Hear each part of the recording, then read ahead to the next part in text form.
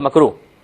بہن ایک دم تو اس کا حکم دیکھیں، یہ ہماری عوام میں اور علماء میں فرق ہوتا ہے کہ عوام کہتے ہیں بھئی سیدھا سیدھا مفتی صاحب بتائیں حرام ہے کہ حلال. ایسا نہیں ہوتا، مختلف کنڈیشنز کی بنا پر حکم تبدیل ہوتا ہے. اگر تو کوئی سگریٹ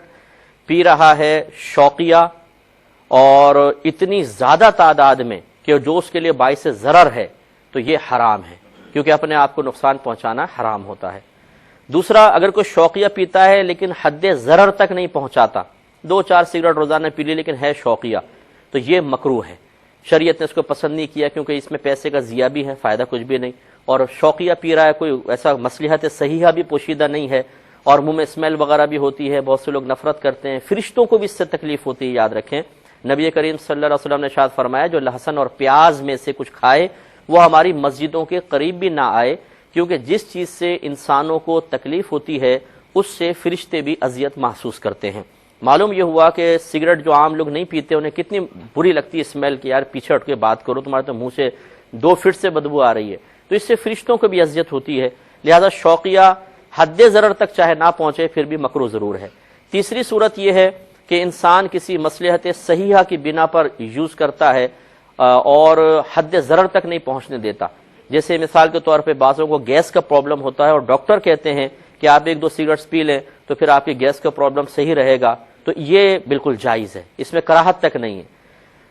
چوتھی صورت بھی اسی طریقے سے ہے کہ وہ بھی بعض اوقات ایسا ہوتا ہے کہ ڈاکٹر نے سجیسٹ نہیں کیا لیکن انسان ٹینشن میں ہے، اور بعض اوقات ایسا ہوتا ہے کہ جب انسان سخت ذہنی اذیت میں مبتلا ہو تو اپنے کسی کام میں اپنے ذہن کو اگر لگائے تو جو ذہن پہ مسلسل ایک بوجھ ہوتا ہے، ایک تکلیف ہوتی ہے، وہ تھوڑی سی کم ہو جاتی ہے اور اسے سکون محسوس ہوتا ہے. اس لیے بہت سارے لوگوں کو آپ دیکھیں گے کہ جب ٹینشن ہوتا ہے کہتے ہیں سگریٹ تو 2-4 کش لگاتے ہیں تو تھوڑا سا ان کو کہتے ہیں اب تھوڑا مجھے سکون ملا ہے. یہ ایک نفسیاتی طور پہ اثر ہوتا ہے، حالانکہ سگریٹ کے دھوئیں سے کیا سکون ملے گا.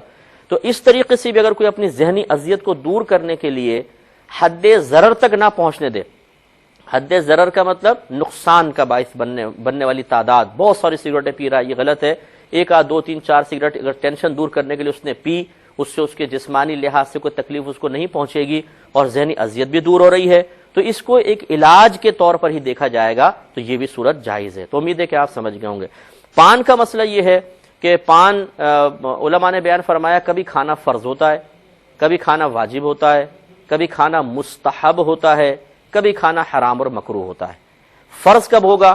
جب زندگی میں مثال کے طور پہ ماں باپ نے کہا کہ بیٹا ہمارا حکم ہے کہ تم پان کھا لو ایک دفعہ،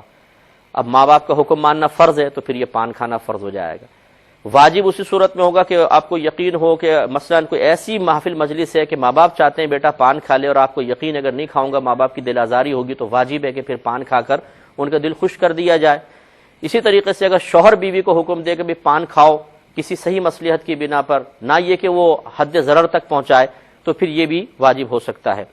مستحب اس صورت میں ہوگا، علماء نے بیان فرمایا جب خوشبودار تمباکو والا پان کھایا جائے کہ جس سے اس منہ میں ایسی خوشبو ہو جائے کہ جس سے گفتگو کریں اس کو بھی خوشبو پہنچے. یا بعض نے لکھا ہے کہ اگر شوہر بیوی کی خوشنودی کے لیے کہ چلے ہم بات کریں گے، اس کو اسمیل محسوس نہ ہو، وہ اس نے تمباکو ایسا کھایا کہ جو خوشبودار تمباکو ہوتا ہے، تو یہ مستحب ہے، اس پہ باقاعدہ بلکہ ثواب ملے گا. اور چوتھی صورت ہے حرام اور مکروہ کی. مکروہ وہ صورت کہ گندا تمباکو کھایا بدبودار قسم کا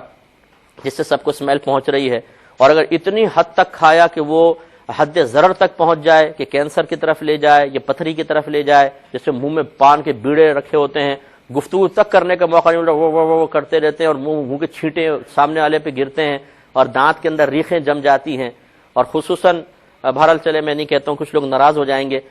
جو اللہ تعالیٰ اور اس کے رسول کا نام لینے والے ہیں باقاعدہ، انہیں تو چاہیے اپنے دانتوں کو تھوڑا صاف کر کے رکھیں. اتنا عجیب و غریب لگتا ہے کہ جب کیمرہ منہ کے اوپر آئے اور گندے دانتوں کے ساتھ آدمی اللہ اور رسول کا نام لے رہا ہو. تو بہرحال میں بڑی معذرت چاہتا ہوں، کوئی ایسا بھائی کو برا نہ لگے، معاف کیجیے گا، لیکن خود احتیاط کرنی چاہیے. ایک